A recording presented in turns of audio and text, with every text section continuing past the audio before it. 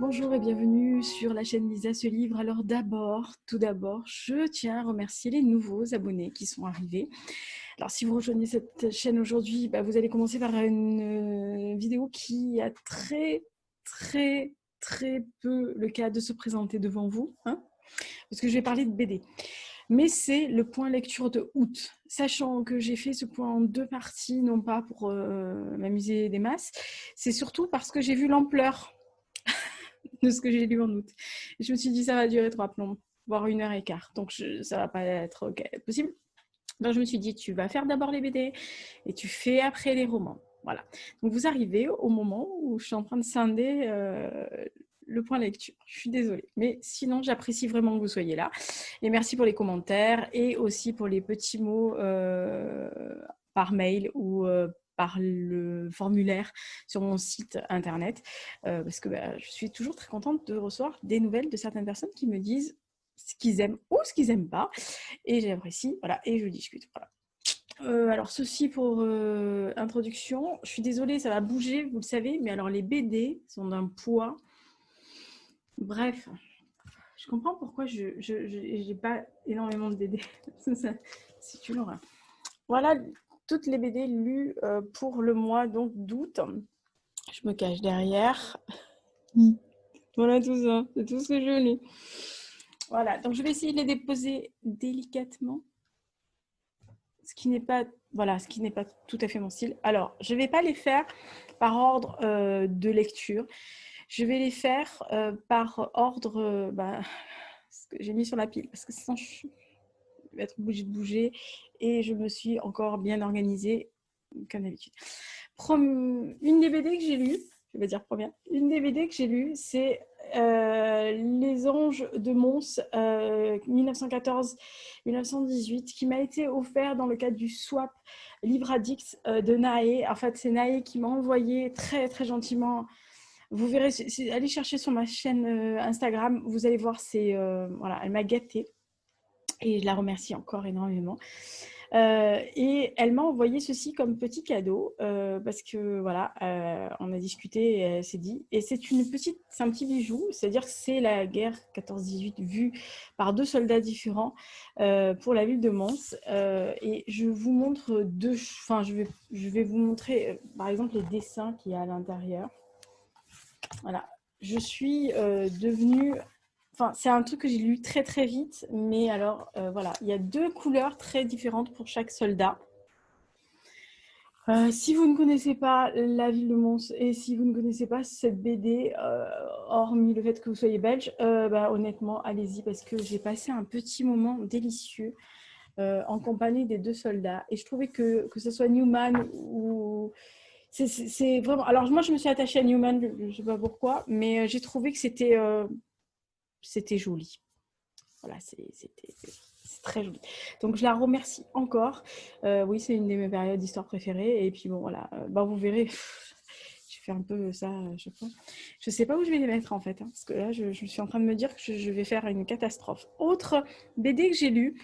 En fait, c'est une BD que j'avais récupérée chez un bouquiniste qui fermait ses portes. Donc, ils vendaient tout, pas à 10 €, hein, mais si je te fais des promos. Et voilà, Russie, Lisa, voilà. Donc, outre période d'histoire, il y a aussi certains pays qui m'attirent. Donc, quand je vois Russie, par exemple, j'y vais. Alors, c'est une petite BD. Alors, par contre, c'est la Fondation de Mons qui édite la petite BD. Alors, honnêtement, c'est dans le cadre Explorons le passé, c'est PLM Édition. Ça fait partie des BD qui sont faites, je pense, pour la jeunesse, ou pour les personnes qui ne connaissent pas trop, parce qu'honnêtement, je n'ai rien appris. Ça parle de Pierre le Grand, de Karl Marx et de Lénine. Simplement, c'est très didactique. Ça se présente, vous voyez, comme par exemple pour Pierre le Grand, ça se présente avec un texte assez simple qui résume assez bien, des petites apartés, des petites explications. Il y a un témoignage à chaque fois d'une personne, d'un contemporain, de la personne dont on parle. C'est très bien fait. Il y a des petites coquilles dans la BD. Mais honnêtement, c'est fait pour, si vous voulez lancer vos enfants ou quelqu'un qui ne connaît vraiment pas, voilà, quelqu'un qui est vraiment pas bon en histoire de la Russie, sur ces 3 personnages-là, qui donc sont Pierre le Grand, Karl Marx et Lénine. Franchement, si vous lisez ça, qui est un peu sous une forme de BD, je pense que vous allez apprendre beaucoup de choses et ça va vous intéresser et ça va peut-être vous ouvrir à d'autres livres plus costauds. Voilà, donc j'ai rien appris, mais j'ai passé un très bon moment en lisant parce que en fait, c'est pas mauvais de réfléchir certaines choses. Et puis, alors les témoignages, je les connaissais pas, donc forcément, je me suis dit ah tiens, je sais pas. Voilà, mais bon, tout le reste, voilà. Mais bonne initiation, bonne BD d'initiation si vous ne connaissez pas. Attention, on rentre dans le gros des troupes. Alors, on va commencer par... on va finir par ce que j'ai aimé. Oh, je suis désolée, ça n'arrête pas de bouger, mais c'est l'enfer les BD, hein, je vous le dis. Je ne sais même pas comment je vais faire. Bref, il faudrait vraiment que je sois plus délicate. Alors, j'ai continué les 2 derniers tomes des Nouveaux Tsars qui sont par Jean-Yves Delite chez Glénat. Donc, je vous montre les 2 couvertures. Voilà. Donc, tome 3 et donc tome 4, que je vais laisser à l'écran. Alors, on est toujours avec Yuri qui se balade dans la Russie, dans les anciennes provinces russes. C'est toujours avec des mafieux, c'est toujours, il y a toujours des arcanes. Il se sort de toutes les situations. Mais alors, les dessins sont toujours aussi beaux. Parce que voilà, c'est corruption, pouvoir, etc. Enfin, c'est vraiment aussi moderne. Les dessins sont vraiment très très beaux. Enfin, moi j'aime beaucoup Delite, hein, donc j'ai quand même quelques BD qu'il a fait pour les batailles navales et j'avais commencé par les Nouveaux Tsars chez Delite. Donc j'aime beaucoup. Alors le premier m'avait emballé, le deuxième un peu moins. J'ai un peu décroché au 3, mais le 4 m'a beaucoup plu. Voilà. C'est assez particulier parce que je ne sais même pas comment expliquer ça. En fait, il faut vraiment aimer ce genre de choses, d'histoire, d'arcane, de mafia, de corruption, de pouvoir. Il y a un humour assez ravageur aussi. Yuri est quand même un type assez particulier, etc.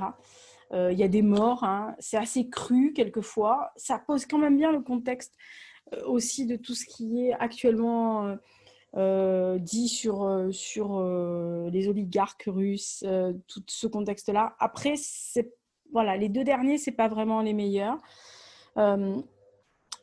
Des 4, je vous conseille de lire le 1 si vous voulez voir. C'est pas un one-shot parce que vous savez que c'est la fin. Sachant que même à la fin du 4, vous vous dites qu'il pourrait quand même ouvrir sur une autre chose. Voilà, donc la fin est très très ouverte au 4. Hein, donc, mais je ne pense pas qu'il y en ait d'autres. Enfin, je n'en ai pas vu d'autres annoncés. Donc, les Nouveaux Tsars de Jean-Yves Delite, donc chez Glénat. Je vais les balancer ailleurs parce que sinon, ça ne va pas le faire. Je sens que ça va être un problème. Autre chose, et toujours Delite que j'ai lu aussi les livres, les tomes 3 et 4. J'essaye de faire le plus doucement possible pour pas que ça bouge. Les tomes 3 et 4 de U-Boat. Alors, c'est chez Glénat aussi. Donc, le tome 3 s'appelle Jude. Enfin, je pense Jude. Et le tome 4, c'est Oncle Harry. Voilà, je vous donne les 2 couvertures. Donc, on retrouve les 3 périodes différentes qui sont pendant la Seconde Guerre mondiale, dans le U-Boat, qui sont ensuite un peu plus tard dans les années 2000 et après dans les années 2054 où en fait toutes les trois histoires sont assez mêlées et c'est assez particulier parce que je sais pas comment expliquer ça en fait. On est au départ dans le tome 1, parce qu'en fait, si vous n'avez pas vu les tomes 1, vous allez vous dire, mais de quoi elle me parle l'autre en fait, dans le tome 1, il y a un sous-marin, un U-boat, qui s'en va avec une cargaison assez impressionnante et quelqu'un assez haut dans les dîners nazis qui s'évade, en fait, en gros, qui se casse d'Allemagne, parce que ça tourne mal, hein, ça on sait, et il échoue. Voilà, il échoue, il est retrouvés par des explorateurs qui naissaient là par hasard. Hein. Ils sont tombés là comme... voilà, enfin, ça arrive, hein. Ils ont exploré, ils sont tombés sur quelque chose qu'ils ne s'attendaient pas, un U-boat. Et paradoxalement, dans le futur, il y a une espèce de corrélation de personnes qui essayent de s'emparer du trésor qu'il y avait sur le U-boat. Voilà, donc ça, c'est la base de départ. Et donc, on suit petit à petit les aventures de tout ce beau monde. Alors, pareil, je vais dire pareil que les tsars. Le 3, le 4 m'a beaucoup plus plu, même s'il est beaucoup plus simple, je trouve, beaucoup plus rapide. Et il y a une fin ouverte aussi. Alors, je ne pense pas que Jean-Yves Delite va faire un 5, mais en tous les cas, même si l'histoire peut avoir une intention, enfin une intention un peu moindre pour vous quand vous le lisez, alors les dessins... Alors, c'est un peintre officiel de la marine. Hein. Voilà. Ça, mais alors, les dessins... Enfin, moi, je trouve qu'il a des dessins qui sont... On voit que c'est un peintre officiel de la marine, hein, le gars. Voilà, il a vraiment des très beaux dessins. Moi, c'est ce que j'aime chez Delite. Voilà, c'est vraiment la raison pour laquelle j'ai lu au Black Crow aussi, mais je ne les ai pas là. Pas tous, mais j'en ai lu 3 ou 4. C'est vraiment son dessin qui m'attire. Après, le scénar est bon à chaque fois. C'est vachement bien fait, mais je vous dis, c'est aléatoire dans l'histoire. Quelquefois, c'est moins passionnant que d'un tome sur l'autre, il y a une intention et une attention différente d'un tome sur l'autre, et ça peut être un peu ennuyeux. Voilà, donc c'est vraiment, j'ai bien aimé mes BD, j'étais très contente de voir la fin de mes BD parce que j'aime bien regarder la fin d'une série de BD, et quelquefois c'est un peu... vous êtes déçus, mais c'est parce que quand on s'emballe sur un tome, je suis désolée, c'est horrible. Quand on s'emballe sur un premier tome ou sur un deuxième tome, il y en a 3, 4, etc. C'est difficile quelquefois que ça tienne la route. Voilà. Donc là, ça tient la route, mais ça descend la route, ça la monte pas.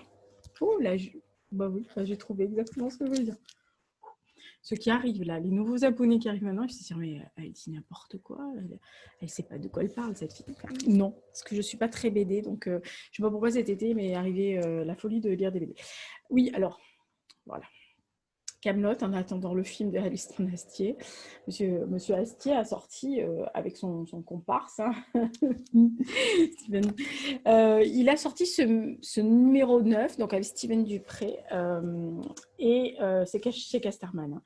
Donc, moi, je les ai tous lus. Il faudrait que je vous les montre quand même, peut-être. Voilà. Ils sont derrière, vous les voyez. Donc là, on est au renfort maléfique. Et c'est la suite de l'antre du basilic. Alors, on retrouve les pieds nickelés. Déjà, dans la série, ils ne sont pas piqués des hannetons. Alors, nom de petits bonhommes. Bref, on les retrouve dans l'antre du basilic. Ils ont trouvé le trésor, le gros machin tout plein d'or. Voilà. Mais les boulets... ne savent pas comment sortir le gros truc. C'est-à-dire que c'est un peu passé en espèce je sais pas, de dinosaure dans un chat, vous voyez. Donc, une aiguille. Oui, non, ça... L'image de Bible. Et je me suis marrée. Voilà. Moi, Kaamelott, c'est un humour qui me fait rire.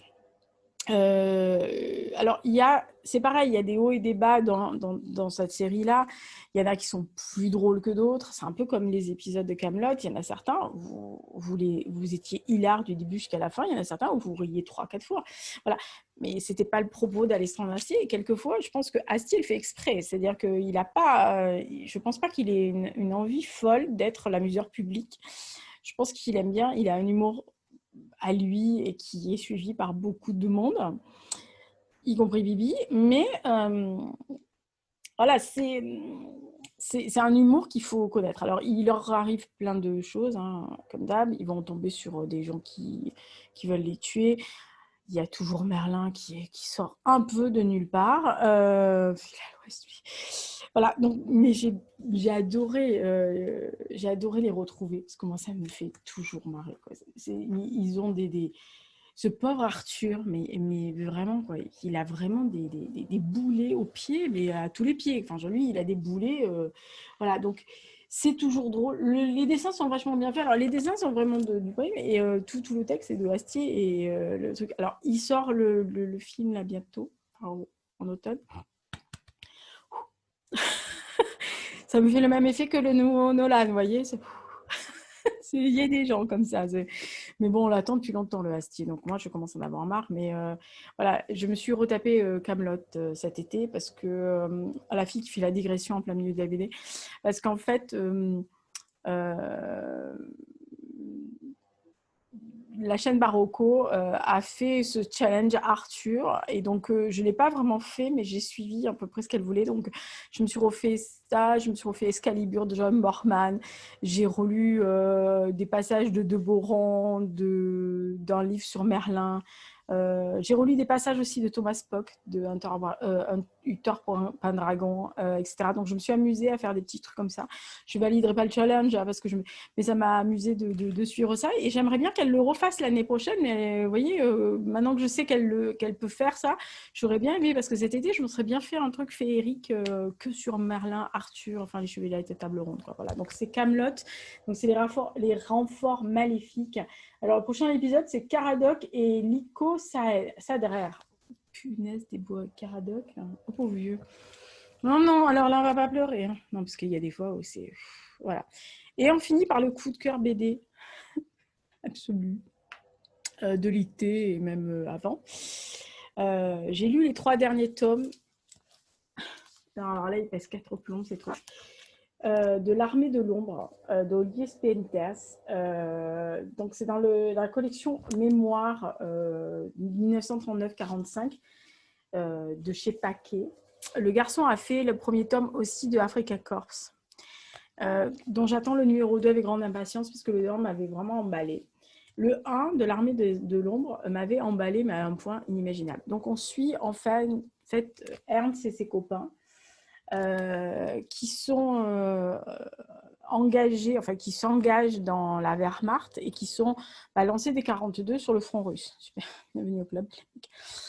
Voilà, donc ils partent en conquérant, c'est-à-dire que, bon, si vous connaissez un peu l'histoire, quand ils s'engagent, 1942, l'armée allemande ne s'est pas encore fait trop torcher, enfin en tous les cas pas là, et donc bon, ils sont là un peu en vainqueur, ils écrasent dans le premier tome 1, forcément, ils écrasent au début l'armée rouge, et les Ivan, comme ils les appellent, ils sont un peu en déroute, pas en déroute, mais enfin ils se prennent une belle fessée. Et ce qui arrive donc dans l'histoire, c'est que il y a Stalingrad, donc il y a ce tournant un peu dans l'histoire, on va dire, de ce front russe, et on va suivre ces jeunes personnes, ou plus vieux, parce qu'ils ont des sergents, des lieutenants qui sont quand même beaucoup plus âgés qu'eux. Ils croisent évidemment les unités SS, les Einsatzgruppen et toute la clique. Mais eux, c'est de la Wehrmacht. Et donc, on voit dans ces tomes-là, donc ça va de 42 où ils sont un peu les vainqueurs, à Berlin, où ils s'en sont à se poser la question. Qu'est-ce qu'ils vont faire? C'est-à-dire, est-ce que, outre le fait qu'ils vont essayer de se battre, mais ils n'ont pas trop envie de se battre complètement jusqu'à la fin et mourir, donc ils ont 2 choix, c'est soit ils sont pris par l'armée rouge et ils savent qu'ils vont aller directement en Sibérie, moyen, soit ils sont arrêtés par les Alliés et qu'est-ce qu'on va leur réserver comme sort? Voilà. Donc, sachant qu'ils n'ont pas été des anges non plus, vu ce qu'il y avait en face. Les dessins sont sublimes. Je vais prendre un au hasard, parce que je vais prendre le 3 au hasard. C'est pas au hasard, c'est qu'il y a des dessins qui m'ont marqué. Je suis désolée, ça bouge, c'est affreux. Même moi, ça me gonfle. Donc ça, c'est le 3. Le 2, vous l'avez vu à l'écran. Et non, pardon, le 4, vous l'avez vu à l'écran. Et le 2, c'est celui-ci. Voilà. Et il y a notamment, il faut quand même le signaler, donc les batailles principales, mais surtout, il y a Kursk, qui est le tournant réel de ce genre de truc. Et donc, il y a... tous les dessins sont sublimes. C'est-à-dire que ça va des chars aux batailles dans les airs. Il y a des dessins qui sont absolument incroyables sur ce qui est le front russe, etc. Les dialogues sont intelligents. On voit qu'il y a énormément de recherches. D'ailleurs, il met la bibliographie devant. Il y a vraiment beaucoup de recherches. C'est évidemment une BD, donc il y a des choses qui ont été raccourcies historiquement et même dans les propos, mais qui c'est hyper bien fait, franchement. Et il y a tout, tout ce qui est psychologiquement aussi passé dans la tête de ces soldats de la Wehrmacht, c'est-à-dire qu'ils sont arrivés sur le front gargarisé. D'ailleurs, ils critiquent même les derniers, là, les petits qui sont arrivés sur le front en 44-45, qui étaient complètement fanatiques. D'ailleurs, ils les appellent les fanatiques. Hein. C'est limite, ils leur mettent pas de claques parce que ils ont enduré les pires conditions. Le front russe face à une armée qui était au début assez pauvre et qui est devenue une machine de guerre, notamment avec des tanks qui ont été un peu aidés par d'autres pays, notamment le T-34. Et je vous conseille, même si le film est un peu romancé, etc., le film T-34 qui est sur Canal+, encore, parce que franchement, vous voyez exactement la dextérité qu'avaient ces conducteurs de chars russes.